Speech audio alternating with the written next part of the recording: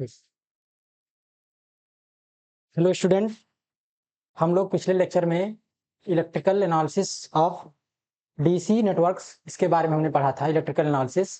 अब हम लोगों का नेक्स्ट सेक्शन शुरू हो रहा है जो है transient analysis of DC circuits. देखिए क्या आपका नया टॉपिक शुरू हो रहा है।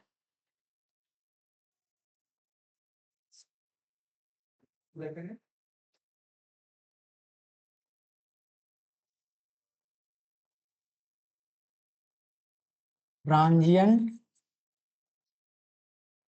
एनालिसिस ऑफ डीसी सर्किट्स, ये आपका नेक्स्ट टॉपिक है। Transient analysis of DC circuits. इसमें सबसे पहले हम लोग पढ़ेंगे ट्रांजिएंट और स्टेडी स्टेट क्या होती है। दो तरह की स्टेट्स होती हैं आपकी, एक ट्रांजिएंट स्टेट है और एक स्टेडी स्टेट है। सबसे पहले ट्रांजिएंट स्टेट क्या होती है, देखिए। ट्रांजिएंट स्टेट आपकी जो है, जैसे कोई सर्किट है, अगर हम लोग किसी सर्किट मान लेते हैं, सर्किट एलिमेंट क्या क्या होते हैं आपके। एक आपका इंडक्टर लगा है उस सर्किट में, कोई सर्किट मान लो, उसमें एक इंडक्टर लगा है, एक कैपेसिटर लगा है और एक रजिस्टर लगा है। यानी इंडक्टर जिसका इंडक्टेंस L है, कैपेसिटर जिसका कैपेसिटेंस C है और रजिस्टर जिसका रेजिस्टेंस R। ये तीन सर्किट एलिमेंट लगे हुए हैं आपके किसी सर्किट में, और इस सर्किट को हम लोग एक बैटरी से कनेक्ट कर दे रहे हैं। ठीक है, एक बैटरी से कनेक्ट कर रहे हैं जिसका वोल्टेज V है। तो ध्यान दीजिएगा, जब हम इसको किसी बैटरी से कनेक्ट करेंगे और यहाँ पे एक स्विच भी लगा देते हैं, हम लोग एक स्विच लगा देते हैं बैटरी से कनेक्ट करने के बाद। ठीक, जब हम लोग ये स्विच S नाम दे दीजिए इसका, इसको जब ऑन करेंगे तो होगा क्या कि स्विच को जब हम ऑन करेंगे तो एक करंट I इसमें फ्लो होगी। ठीक है, I करंट फ्लो होनी शुरू हो जाएगी। लेकिन होता क्या है कि आइडियल कंडीशन ये है कि जैसे हम स्विच को ऑन करें, वो करंट I का जो अमाउंट है, वो मैक्सिमम अमाउंट ऑफ करंट इस सर्किट से फ्लो होना शुरू हो जाए। लेकिन ऐसा होता नहीं है। होता क्या है कि I जो करंट है आपकी, ये टाइम के रिस्पेक्ट में धीरे धीरे इंक्रीज करती है। ठीक है, ग्रेजुअली इंक्रीज करती है और इंक्रीज करते करते एक स्टेडी स्टेट में पहुंच जाती है। उसके बाद फिर उसी स्टेट में फ्लो होती रहती है जब तक ये स्विच ऑन है। जब हम लोग स्विच को ऑफ करते हैं तो इसी तरह से करंट एकाएक सर्किट में जीरो हो जानी चाहिए, लेकिन वो करंट एकाएक सर्किट में जीरो नहीं होती है।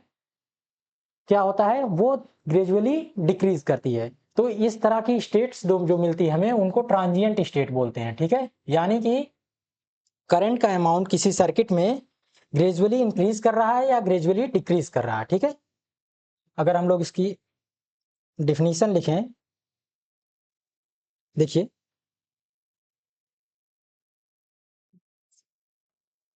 Consider a circuit having circuit element, consider a circuit having circuit element inductor, capacitor and a resistor, which is connected to a battery of voltage V and a switch S। ठीक है, now if we switch on the circuit, now if we switch on the circuit, then the current in the circuit gradually increases. ठीक है, देखिए जब हम circuit on करेंगे तो current हमारी ग्रेजुअली इंक्रीज करेगी। ठीक है, and reach to A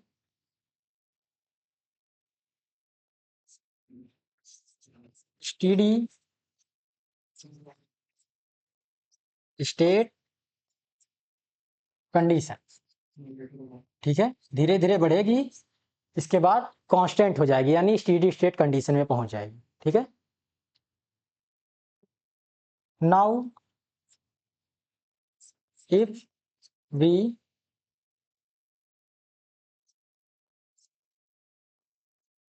switch off the circuit, then current does not become zero instantly। ठीक है, इंस्टेंटली करंट जीरो नहीं होगी। क्या होगा? If you switch off the circuit, then current does not become zero instantly, but it decreases gradually। ठीक है, देखिए शुरुआत में जब हम लोग सर्किट ऑन करेंगे तो करंट का अमाउंट धीरे धीरे इंक्रीज करेगा और स्टेडी स्टेट कंडीशन में पहुंच जाएगा, यानी कांस्टेंट हो जाएगा। फिर जब हम स्विच को ऑफ कर देंगे यानी डिस्कनेक्ट कर देंगे तो करंट का अमाउंट धीरे धीरे डिक्रीज हो रहा है, एकाएक जीरो नहीं हो रहा है। तो ये हम लोगों को सर्किट में दिख रहा है। नेक्स्ट पेज में चलते हैं। जो ये फिनोमेना है, the phenomena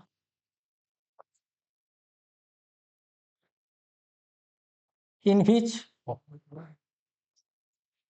the phenomena in which current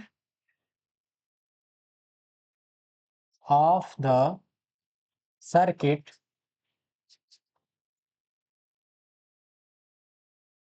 gradually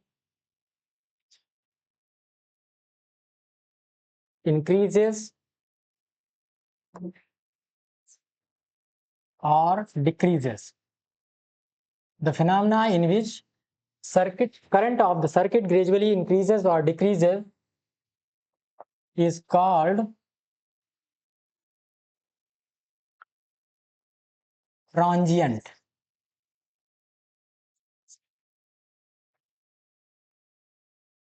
And the state of the circuit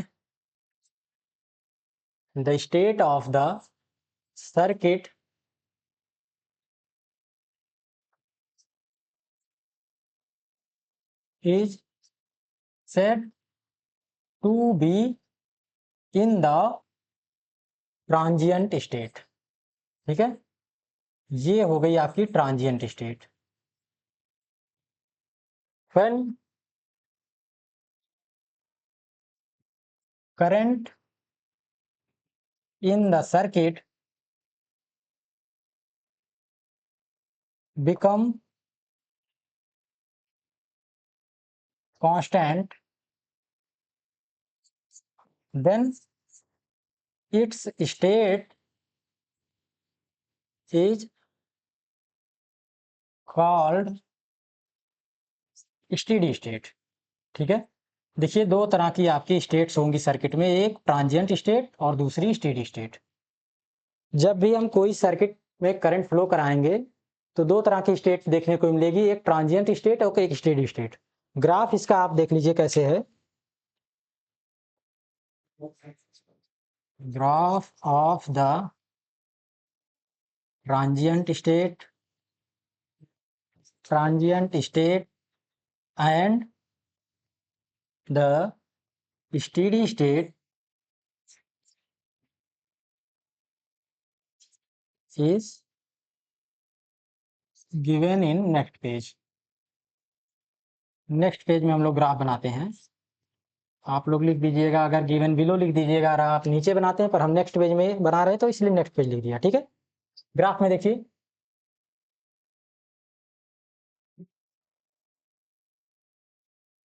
graph आप लोगों का देखिए, एक आपकी वाई एक्सिस हो गई और दूसरी एक्स एक्सिस, ठीक है। ये एक्स एक्सिस हो गई, ये वाई एक्सिस। वाई एक्सिस पे हम लोग करंट दिखा रहे हैं, ये टाइम डिपेंडेंट करंट होगी जो टाइम के रिस्पेक्ट में बढ़ेगी, ठीक है। और एक्स एक्सिस पे आपका टाइम है, ठीक है। ध्यान दीजिएगा, शुरुआत में जब हम लोग स्विच ऑन करेंगे तो करंट देखिए धीरे धीरे इंक्रीज करेगी, ठीक है, और फिर कांस्टेंट हो जाएगी। फिर जब स्विच ऑफ करेंगे तो करंट ग्रेजुअली डिक्रीज करेगी, ठीक है। तो देखिए इसमें 3 सेक्शन हम लोग डिवाइड कर रहे हैं। एक फर्स्ट सेक्शन है, दूसरा सेकंड सेक्शन, और ये है थर्ड सेक्शन, ठीक है। ध्यान दीजिएगा, यहाँ पे करंट और टाइम दोनों जीरो हैं, इसलिए इसको ओरिजिन बोल दे रहे हैं। यहाँ पे आपका जो करंट का अमाउंट है वो बहुत ही ग्रेजुअली इंक्रीज कर रहा है, ठीक है। इसके बाद क्या हो रहा है, ये कांस्टेंट हो जा रहा है। फिर जब हम स्विच ऑफ कर रहे हैं तो वो डिक्रीज कर जा रहा है, ग्रेजुअली डिक्रीज कर रहा है, एकाएक डिक्रीज नहीं हो रहा है, ठीक है। तो फर्स्ट स्टेज को हम लोग क्या बोलेंगे, ये है ट्रांजिएंट स्टेट। ट्रांजिएंट स्टेट, ये फर्स्ट और थर्ड स्टेट है। और स्टेडी स्टेट आपकी क्या है, सेकंड स्टेट। जो सेकंड सेक्शन है आपका वो स्टेडी स्टेट होता है।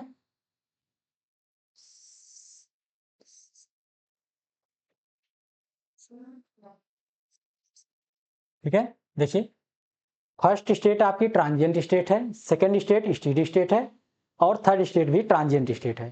तो करंट का अमाउंट जो है वो धीरे धीरे इंक्रीज कर रहा है, फिर कांस्टेंट हो जा रहा है, फिर डिक्रीज कर जा रहा है। तो ये फिनोमेना हो क्यों रही है, इसको हम लोग समझ लेते हैं आपकी सर्किट डायग्राम से। ये आपका जो सर्किट है, जब हम लोग स्विच को ऑन कर रहे हैं तो हो क्या रहा है कि चार्ज का फ्लो हो रहा है, निगेटिव टर्मिनल से आपका चार्ज निकलता है इलेक्ट्रॉन, और इस तरफ से घूमते हुए पॉजिटिव टर्मिनल में इंटर करता है। तो इसके अपोजिट डायरेक्शन में हम लोग क्या करते हैं, करंट का फ्लो दिखाते हैं।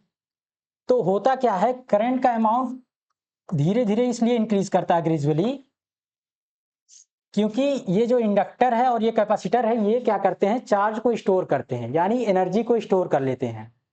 तो इनके चार्जिंग और डिस्चार्जिंग में कुछ एनर्जी लॉस हो जाती है।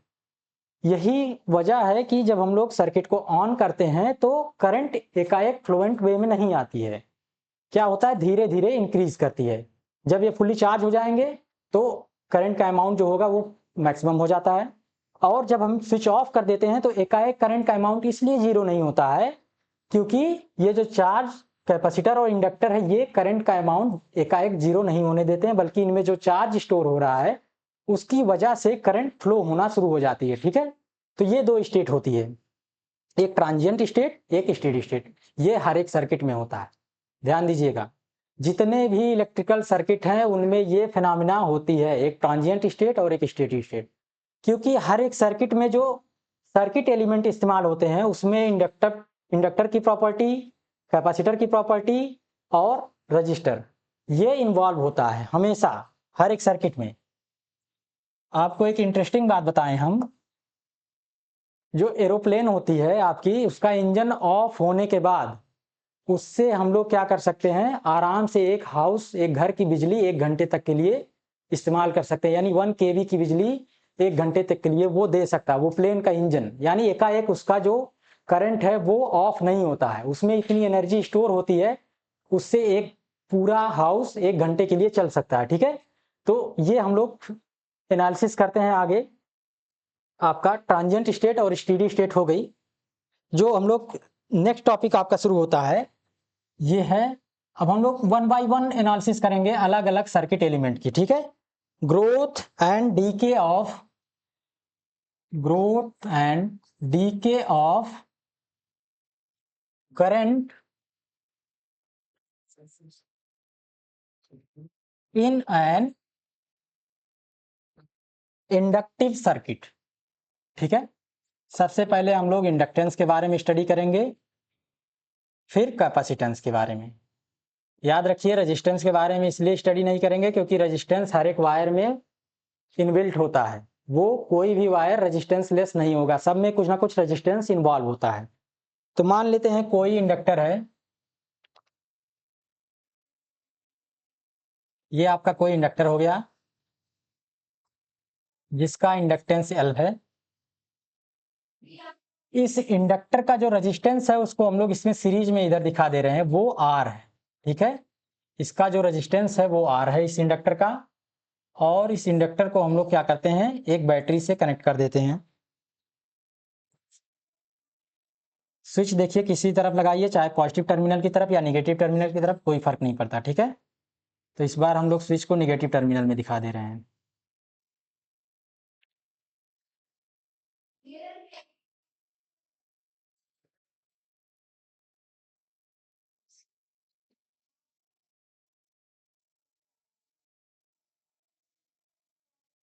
यहाँ पे देखिए टर्मिनल 1 और टर्मिनल 2, और स्विच को हम लोग S बोल देते हैं, ठीक है। ये बैटरी आपकी हो गई वोल्टेज V की। ये इतना आपका सर्किट एलिमेंट है, लिखना चाहें तो लिख सकते हैं। वही चीज जो बैकग्राउंड में लिखेंगे, late us consider an inductor of the inductance L and resistance R is connected to a battery of voltage V and switch S, ठीक है।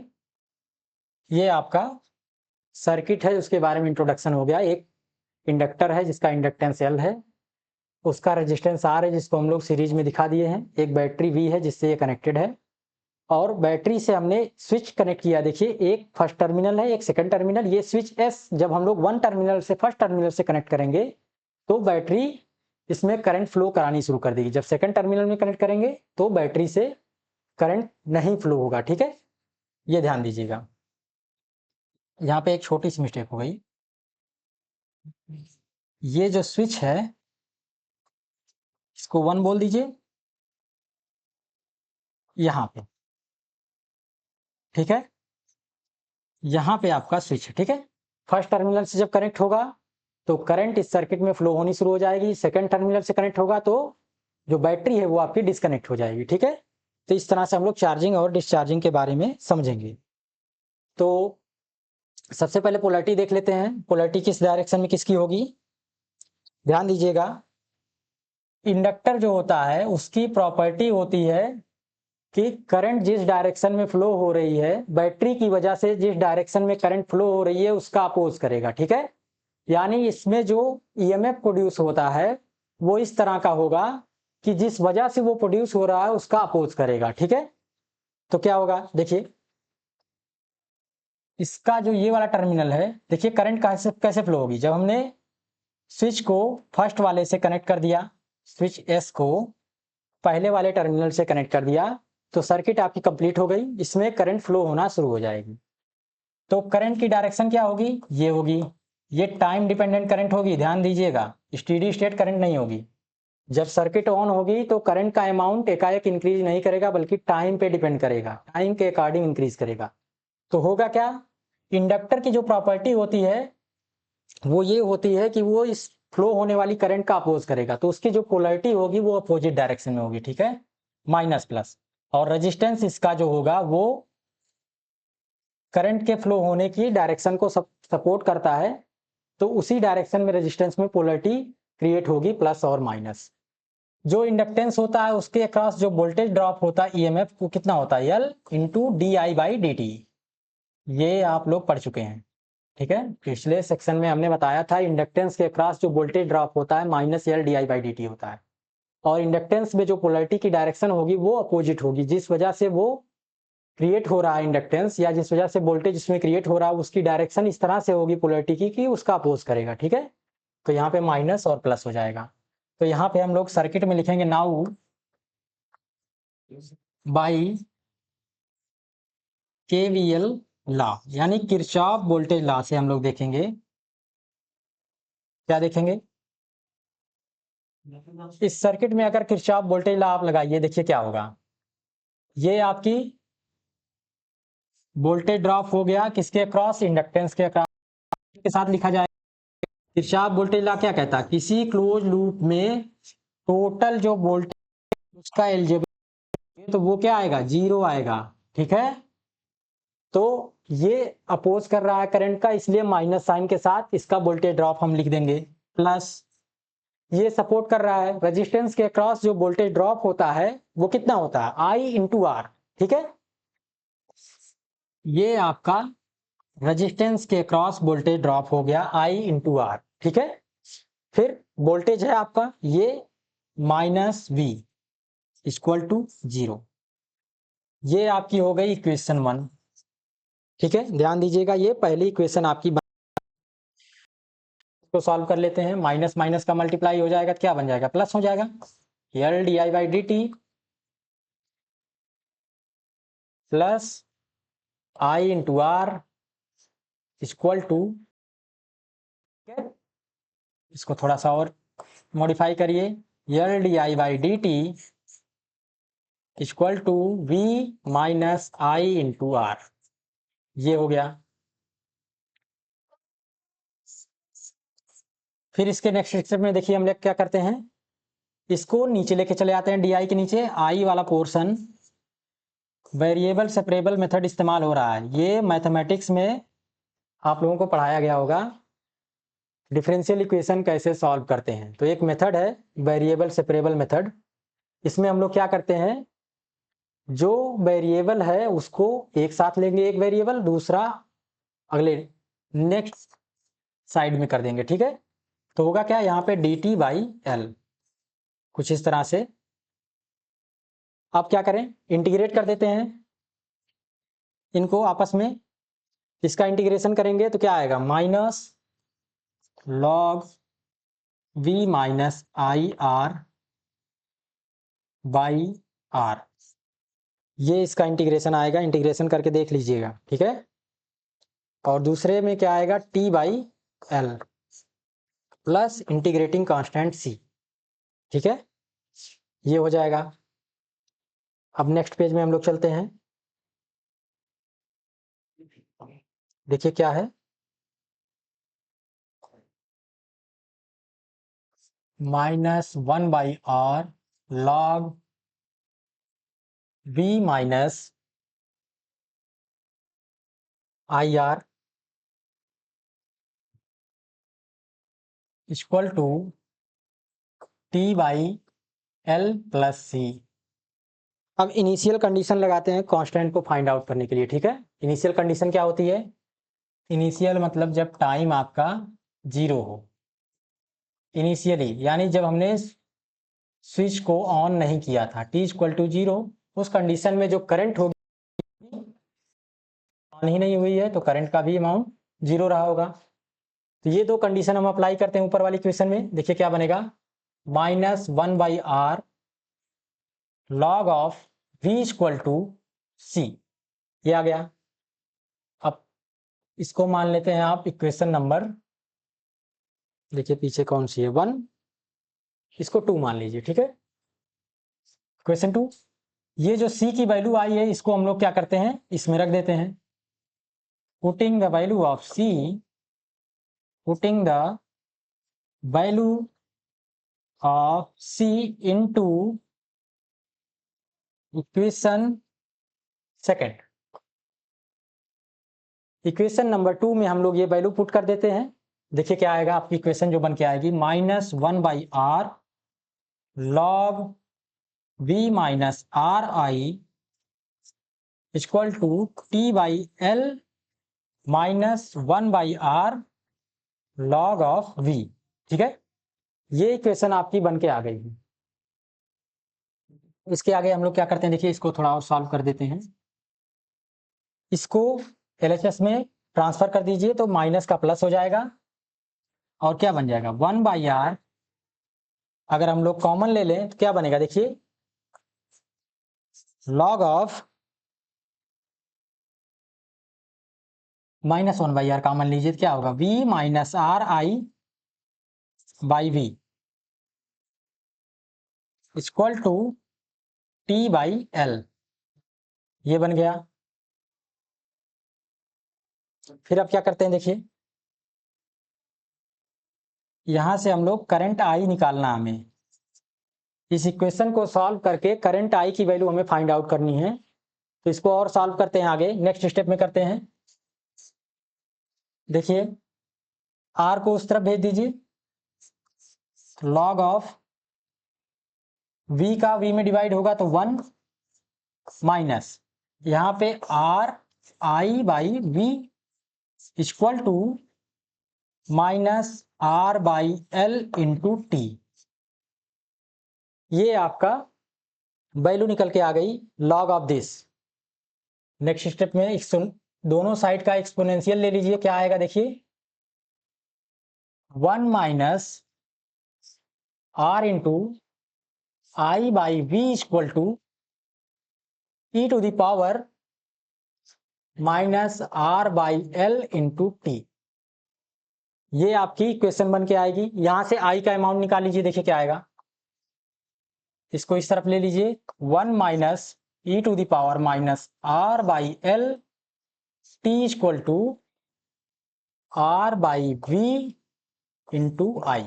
ठीक है, आई इक्वल टू क्या हो जाएगा, देखिए यहां से v by R 1 minus E to the power minus R by L into T. ये आपकी आई की वैल्यू आ गई। ठीक है,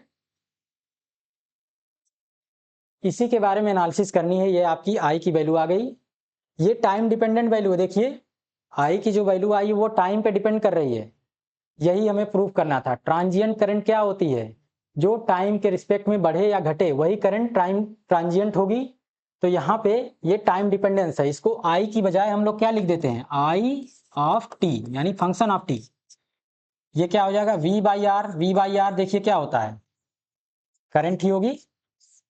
ऐसी करंट जो सर्किट में फ्लो होगी तब जब केवल रेजिस्टेंस कनेक्टेड होगा।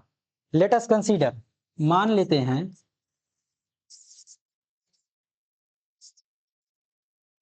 v by R equal to I naught. इतना मान लीजिए v बाई आर जो है एक करंट का ही डायमेंशन शो करेगा बाई ओम लॉ। ये हम लोग मान लेते हैं ये मैक्सिमम करंट है आई नॉट। सर्किट में v बाई आर जब केवल रेजिस्टेंस कनेक्ट होगा तो सर्किट में एकाएक मैक्सिमम करंट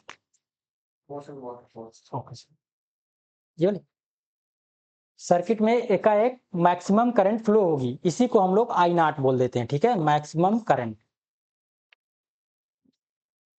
ये आपकी मैक्सिमम करंट का अमाउंट आ गया आई नॉट। ठीक है, अब हम लोग क्या करते हैं, देखिए इसको पुटअप कर देते हैं नेक्स्ट पेज में। नाउ जो टाइम डिपेंडेंट करंट है वो क्या आएगी, I not into 1 minus E to the power minus R by L into T. ठीक है, मैच करा लेते हैं वही है। ठीक, ये आपकी सर्किट की टाइम डिपेंडेंट करंट आ गई। इसको इक्वेशन स्टार बोल दो। ठीक है, अब हम लोग देखते हैं आर बाई एल क्या है। यहाँ पे इसको देख लेते हैं, आर बाई एल। इसकी एनालिसिस करें। आर रेजिस्टेंस है, रेजिस्टेंस है आर, तो इसका जो यूनिट होती है वो ओम होती है। Dimension of R by L अगर निकालना चाहें, देखो ये डायमेंशन का नोटेशन है। ठीक है, किसी भी फिजिकल क्वांटिटी में अगर हम लोग क्लोज ब्रैकेट इस तरह से लगा देंगे तो वो ये डायमेंशन का नोटेशन होता है। ठीक है, तो आपका आर जो है रेजिस्टेंस है उसकी डायमेंशन ओम होती है, एल जो है इंडक्टेंस है उसकी डायमेंशन होती है हेनरी। इतना याद रखिएगा। तो एल के फार्मूले से देखिए इंडक्टेंस में एल जो क्या था, जो आपका ईएमएफ प्रोड्यूस हुआ है सर्किट वोल्टेज इंडक्टर के क्रॉस वो क्या है, -LdI/dt।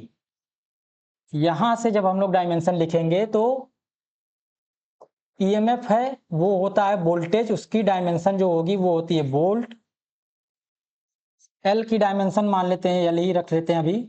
और करंट की डायमेंशन जो होती है एम्पियर, और इसका टाइम की जो डायमेंशन है वो होती है सेकेंड। ठीक है, यहां से इंडक्टेंस की डायमेंशन क्या आएगी आपकी, निकल के देखिए, L equal two volt second by ampere, ये डायमेंशन आएगी। ये हम लोग यहाँ पे लिख देते हैं। चलिए, तो हो गया ओम, एम्पियर का मल्टीप्लाई ऊपर हो जाएगा, डिवाइड वाला ऊपर चला जाएगा, नीचे क्या बचेगा, वोल्ट और second.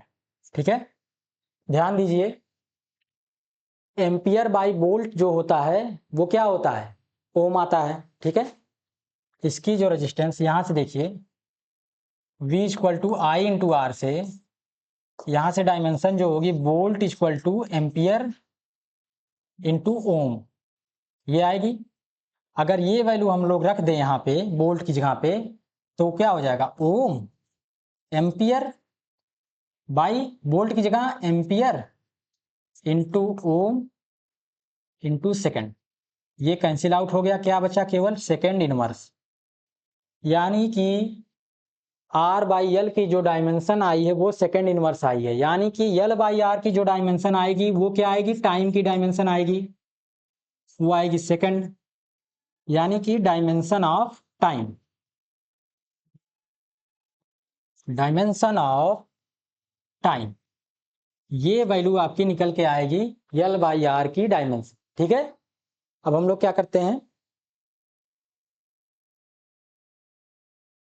L by R by L की जगह पे कंसीडर कर लेते हैं नेक्स्ट पेज में। नाउ कंसीडर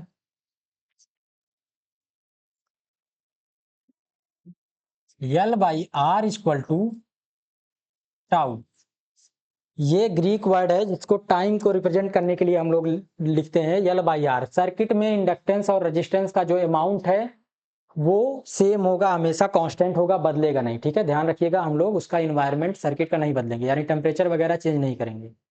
तो L और आर का जो अमाउंट होगा, जो क्वांटिटी होगी वो फिक्स होगी, तो उसका जो रेशियो होगा वो भी फिक्स होगा। इसको हम लोग टाइम का जो ये डायमेंशन बन के आ रहा है, यानी कोई ना कोई टाइम है, ये फिक्स टाइम है कोई, इसको टाउ बोल दिया, इसको बोल देते हैं टाइम कांस्टेंट। ठीक है, ये किसी भी सर्किट के लिए फिक्स होगा, टाइम कांस्टेंट जो होगा वो किसी भी सर्किट के लिए फिक्स होगा जिसमें L इंडक्टेंस और R रेजिस्टेंस कनेक्ट है। ठीक है, अब इक्वेशन स्टार क्या हो जाएगी, नाउ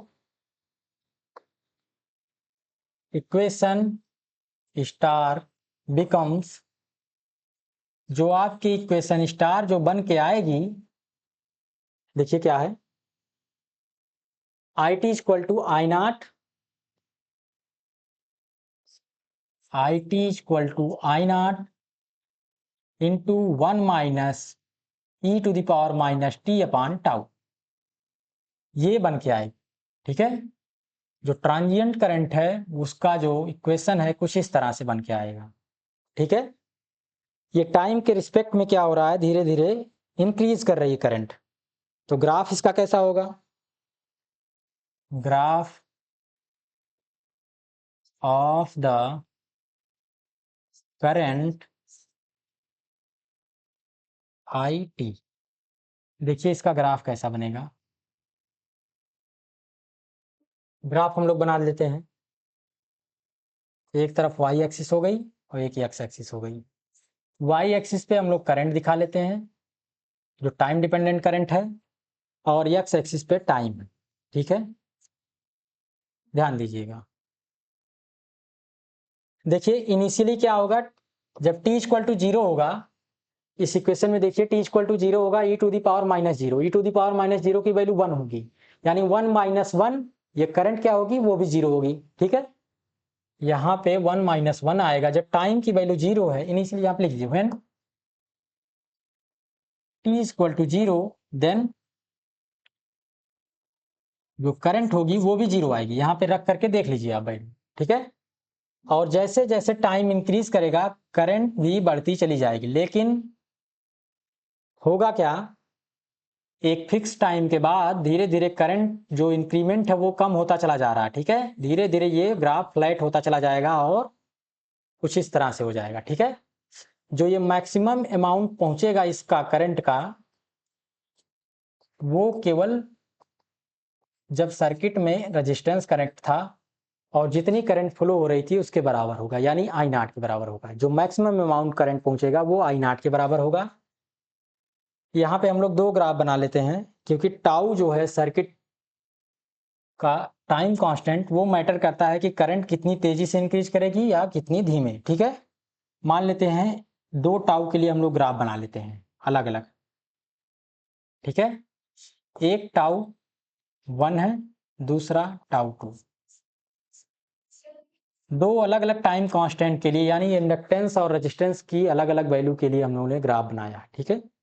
दो तरह की सर्किट है, उसके लिए हम लोगों ने करंट और टाइम के बीच में ये ग्राफ बनाया है, ठीक है। देखिए यहाँ पे टाउ 1 की वैल्यू जब छोटी होगी तब करंट जो होगी वो तेजी से इंक्रीज करेगी, ये स्मॉल है, ध्यान दीजिएगा। और टाउ 2 जब यहाँ पे जो है क्या होगा, टाइम कांस्टेंट की वैल्यू जब अधिक होगी तो करंट का अमाउंट बहुत ही धीमे धीमे इंक्रीज करेगा, ग्रेजुअली, यानी उससे टाउ स्मॉल से टाउ लार्ज जो है या बिगर है या लार्ज है वो क्या होगा, ग्रेजुअली इंक्रीमेंट होगा, ध्यान दीजिएगा। तो ये आपका ग्राफ हो गया, और ये टाउ स्मॉल और टाउ बिगर के बीच में डिफरेंस हो गया। तो दो तरह के आपके टाइम कांस्टेंट हो गए, एक टाउ स्मॉल और टाउ बिगर।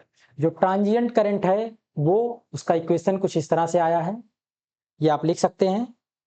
और यहीं पे आपका ये सेक्शन ट्रांजिएंट करंट का एंड हो रहा है। जो ट्रांजिएंट करंट का सेक्शन है वो यहीं तक है, ठीक है। इसके आगे भी कुछ चीजें पूछता है, जैसे क्या पूछेगा, व्हेन, मान लेते हैं जब टाइम जो है एग्जैक्ट टाइम कांस्टेंट के बराबर का टाइम हम ले लें, तब करंट आई का अमाउंट क्या आएगा। तो आई टी इक्वल टू क्या आएगा, जो करंट होगी आपकी ट्रांजिएंट करंट, उसका अमाउंट देखिए I not into 1 minus E to the power -1। इसको आप जब कैलकुलेट करेंगे तो जो वैल्यू निकल के आएगी, बस 5 मिनट, जो वैल्यू आपकी आएगी वो आएगी 0.632 ऑफ आई नॉट। यानी कि एक टाइम कांस्टेंट तक की अगर हम समय लेकर के सर्किट को ऑन कर रखें तो जो मैक्सिमम करंट पहुंचेगी उसका 63%, मैक्सिमम करंट का 63% आपका ये टाइम डिपेंडेंट करंट जाएगी, ठीक है। यानी 63% कुछ कहाँ पे आएगा, देखो लगभग यहाँ पे। तो ये आपका टाइम कांस्टेंट टाउ होगा, जिस 3 ऑफ आई नॉट यहीं तक पहुंचेगी, ठीक है। करंट धीरे धीरे बढ़ रही है, टी इक्वल टाइम पे जो करंट कुछ यहां तक, ठीक। और जब हम लोग टी की value T equal to 5 time constant रखेंगे, का अमाउंट आएगा ये 99 पॉइंट, देखिए क्या आता है 993 ऑफ आई नॉट, यानी आ जाएगा लगभग यहाँ पे। यानी जब 5 गुना समय ले लें हम लोग, 5 टाइम्स आप टाउ ले लें, तो करंट का अमाउंट लगभग मैक्सिमम करंट तक पहुंच जाएगा, ठीक है।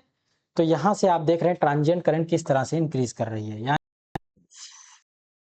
5 टाउ टाइम तक करंट का अमाउंट लगातार बढ़ता जा रहा है, फिर इसके बाद कांस्टेंट हो रहा है।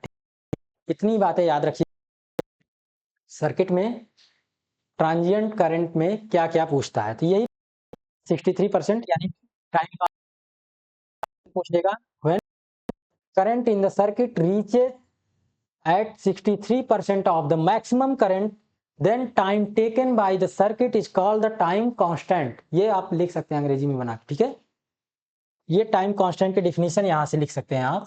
ये हम लोग नेक्स्ट लेक्चर में पढ़ेंगे टाइम कांस्टेंट की डिफिनीशन, और इसके आगे जो हम लोग पढ़ेंगे अपने नेक्स्ट लेक्चर में अभी हम लोगों ने ये पढ़ा कि करंट का अमाउंट धीरे धीरे इंक्रीज कर रहा है। जब हम लोग सर्किट को स्विच ऑफ कर देंगे, कट ऑफ कर देंगे, तो एकाएक करंट का अमाउंट जीरो नहीं होगा, बल्कि धीरे धीरे डिक्रीज करेगा। उसके बारे में हम लोग नेक्स्ट लेक्चर में पढ़ेंगे। ठीक, थैंक यू। ठीक।